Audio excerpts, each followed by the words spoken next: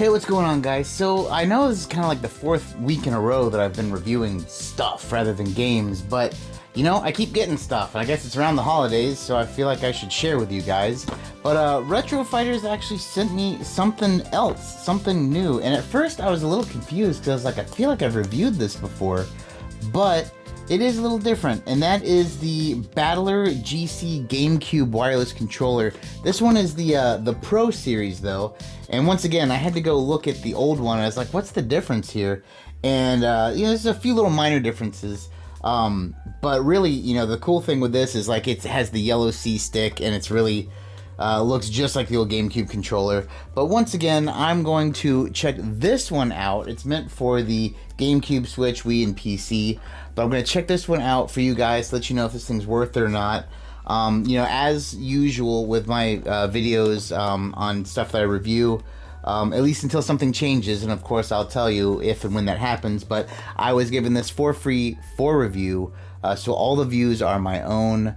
But I just wanted to be, you know, fully transparent with you guys that this thing was provided to me for free. So, you know, I'm not getting paid to review this, though. I'm just want to let you guys know that. But without further ado, let's unbox this thing and let's check it out and see if it is worth your time. So this is the Pro Series version. It has some of these little highlights on the back: Bluetooth and the 2.4 gigahertz wireless technology, Hall effect analog sticks, so no drift, vibration feedback. They added some programmable back buttons to the back, which we'll look at. Has this, what they're claiming is an accurate D-pad with integrated switches, rechargeable LED battery with status indicator, 30-foot wireless range, 10 plus hours battery, and USB-C charging port. So this is what it's going to look like, and we're going to check that out. But I wanted to kind of compare it to the original BattlerGC, you know, the non-pro version. Basically, it has like an analog stick versus the C stick, and they claim that this is kind of more of a, you know, like it's an actual GameCube C stick. Like it's not like a knockoff or anything like that. But then the other big thing is the Hall effect joysticks, and of course the programmable buttons. So you do get more with this, and the price difference honestly isn't really that much. I think this one's like $10 more or something like that, maybe $15 more. Definitely not more than that. But without further ado, let's open this guy up just so we can see it together. I just cut the little sides here. You know, one thing that I do really like about all the Retrofighters stuff is everything feels quality. Like, not just the controller, I'm talking the packaging. I mean, you know, this is legit. So many companies just give you like a generic nothing, but I mean, there's like a hard box and a slip case. It's just really nice. But that said, there's the controller and all the who's and what's it's. Comes with their standard kind of leaflet style book, so it's like how to pair, how to program the buttons on the back, and all that kind of stuff. So it has all the information you need. Here's a really nice, wow, this is like a really nice Retrofighters branded, by the way, USB-C cable. It's braided. I don't remember that in the other controllers, but then again, I also have a really bad memory, so maybe. And here's the controller itself. First off, I love the like the Pro controller shape. That's something I've always really liked. I said that many times on this channel. This joystick feels great. The D-pad is pretty clicky, so that's cool. The buttons feel good. The C stick is amazing. That's real cool. So you have your triggers. You know, they always have these. You hear it. And, you know, it has the dual Z buttons. So, you know, you have the Z button on both sides.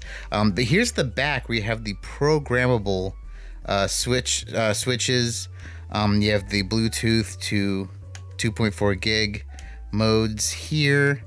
And this box, I'm assuming, is going to be my GameCube dongle, and also likely the USB one for the Switch. So that is good to know. I'll keep that in here. What's this? Oh, wow, that's cool. You know, they must know that I love pins, Because, wow, this is freaking awesome. I love an enamel pin, and an enamel pin of this controller is really dope. I'm going to put this on my pin board, which is really cool. But my sound quality is going to go down really quick because I want to show you how far away I am during this kind of testing procedure. So I'm going to unplug my mic and walk with my phone for a second because I want to show you my setup. I'm going to walk all the way around from my office to my game room, and you'll see that I am not quite the 30 feet that it promotes, but I am in another room, and I typically close the door. So you will see that this thing will work with me being in an entirely different room. So let's go ahead and do that now. So this is my office. You've seen this probably many times in my videos, but this is where I will be playing with that controller. And I have all my cords go through the wall, but essentially I'm gonna go through this door. Hey, it's Pippin. Into my game room. This is where I'm gonna put that pin, by the way. I told you I love pins. I am not a liar. But I'm gonna have this little dongle attached here in the other room, and voila. So I have this running through my switch, running through my FrameMeister, going through my wall. I'm gonna be in here with my door closed, and I'll be playing on that TV. So you will know that I am in fact not right next to it. I am actually through a room, and I will have this door closed. So that's kind of the setup I'll be using to show you the range that this thing has. Like I said, not the full 30 feet, but there will be a wall in between me and it, so we'll see if there's any lag or any kind of nonsense like that. So, just testing it out here. I mean, it seems pretty okay. Oh, look at that. No real lag or anything. Yeah, let's play a little bit of Act 1, just to kind of get a feel of it. I want to try this, kind of being like a more 3D platformer style game, but I also want to test out a fighting game, just because I want to test out the D-pad, and I always like to do that. I will say that fighting games are, for me, limited on the GameCube, but I do have Capcom vs. SNK 2 EO, or Easy Operation as it's also known. So we'll check this and that out. But I mean, right now this is running very smooth. Like I said, very comfortable. Yeah, I have no complaints at all. This reminds me of the first, the regular controller that I really rather enjoyed, the Battler non-pro version. Of course, I held forward too long and went into the abyss. But that said, yeah, I think I'll just kind of wait till I get maybe to the whale part of this level, and which is right up ahead, and then kind of go ahead and make the switch. But like I said, from here, this so far feels great. Yeah, I mean, it's just as good as all their other controllers. A lot of quality, and I don't know if I said this in the unboxing. I meant to if I didn't. But one thing that I really do like about these controllers, and I've said this before on my channel, is the weight. A controller, just when it feels light, it just, even if it's a great controller, it just feels cheap. And when it feels cheap, it just doesn't jive with me. This thing has good weight to it. So, I will say that right now this feels really good, has a good weight. It's been playing really good, except for when I stupidly held forward too long and janked myself off that cliff. Yeah, so let's go ahead and try a fighting game real quick. And I will be back in just 1 second. So, for this, I'm just going to go to training mode. And like I said, I'm really just going to test the joystick and the D-pad. So let's go to the training stage, C-Groove. You can't really go wrong with Ken, because, Dragon Punches are always a nice thing to check. So, and I'll beat the hell out of Raiden, because why not? I haven't played this version of the game in quite a while. I remember, I think Easy Operation had something to do with a C-stick, kind of like doing moves for you. Let's check that before I start going into stuff. I believe that's the case. And it is! Look at that, Hadouken, Dragon Punch. Yeah, I knew So you don't need to be good to play this game. But anyway, let's just see. We have Taunt. I have not played this game in so long.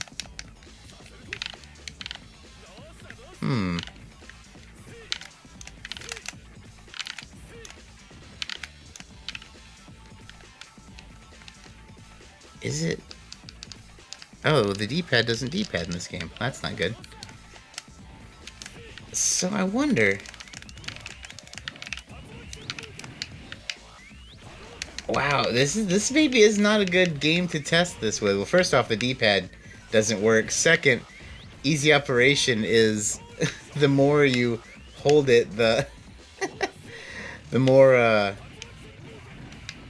you have your special here. How do you do? It's been so long since I played this. Like, what is the command list? Wow, this is just, look at that. Yep. That's fun. That is fun. So, wow. What a weird... This game is weird. I should not have tested this controller with this, but still. Wowie zowie. I don't have another fighting game to test it with. But, that's great. Just keep that going. Spam that. Well, I will say that if you are going to play this game and you are going to do the easy operation by just literally doing this, then, you know, this controller does in fact work. And I now want to see if this game is even in like, you know, what's it called? God, I just want to do the special move like for real, but I can't because you're not supposed to. I want to know if this game is in Evo, because like the idea of just doing this seems crazy to me. But once again, this is the best fighting game I have to test, the only fighting game I have to test the this controller with, and I will say it does work. But, you know, really it seems like the main tester for this was Sonic Adventure. I think it played great, but let me know what you guys think down below. This controller is pretty sick, and I'm not saying I dislike in comparison to the original one, but I think if you're more of a GameCube purist with the addition of the stick, the SC stick, and just the better joystick, I think this is definitely the better controller. I mean, obviously it's the Pro version, so it should be better. But yeah, I mean, this thing's pretty dope. I am going to probably play more like Mega Man X and stuff with it, more platformers like I showed earlier, especially because this game is kind of just wild. It's so ridiculously easy. But yeah, man, thanks for watching, and we'll go ahead and wrap this thing up. So, what did you guys think? Is this something you feel like you want to pick up? You know, with more GameCube games kinda, in a way, coming to the Switch, or potentially coming to the Switch, or Switch 2 if that ever happens, this might be a good thing to get for those consoles. Personally, I'm gonna, of course, use it with my GameCube because it's really dope. And, you know, I can play it from the other room while recording stuff, but that's neither here nor there. Let me know what you guys think down below. Is this something that you would maybe be thinking about getting, or maybe have gotten, or maybe you have the original one? See if how it you know, stands up to this one. I'd like to know what your thoughts are down below. And hey, that's gonna do it for us today, guys. Once again, thank you so much for watching. Thank you so much for subscribing. If you haven't, please do. That would be awesome. But as always, my friends, take it easy.